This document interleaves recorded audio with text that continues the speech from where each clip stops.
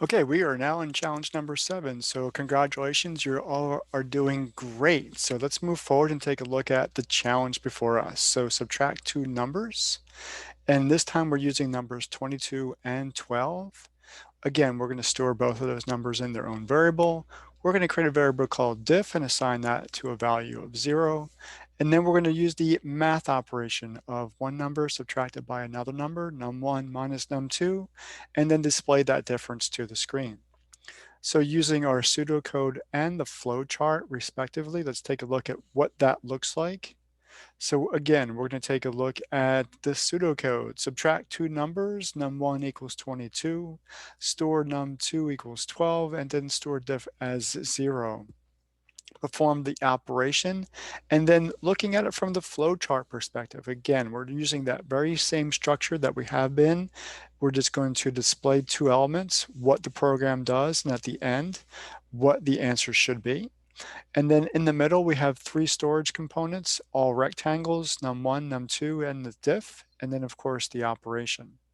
So with that being said, the code should be written out as so. So we do want to say subtract two numbers. I always want that to be written out in the code because we really don't want the user to be guessing what it is they're trying to be looking at. Because if we just display a number, that doesn't mean anything to anybody. So we want to go ahead and subtract two numbers.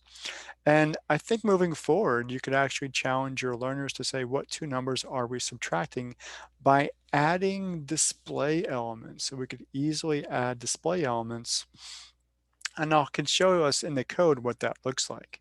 But on the back of the code, we're going to do num1, num2, and difference, or diff equals 0. And so let's take a look at the code. So we have this program subtracts two numbers. And if we wanted to actually do this, let's take a look at another display or print statement. So we could actually, well, let's not do it here. Let's do it down here.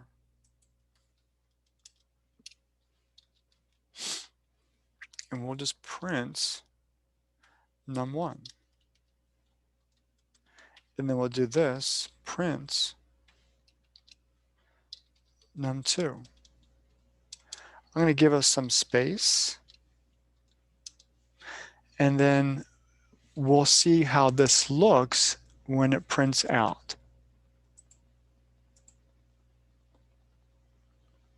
So this program subtracts two numbers, 22 and 12 are your numbers, and then there's your answer. So based on what we did, the actual print statements line up with our code. So we do have this print statement, this program subtracts two numbers. We have created those two numbers. Now we can't print something that we haven't created yet, and that's why I actually changed it. I moved it from here down here, and you saw me do that. Because it isn't until line 3 that we actually do create that variable, and line 4 creates the other variable. So I can't print something until I've actually created it in the code. These are my two numbers, and of course there's a bunch of space, and because there's that space and there's that space, so we have two spaces, and then there's our final answer.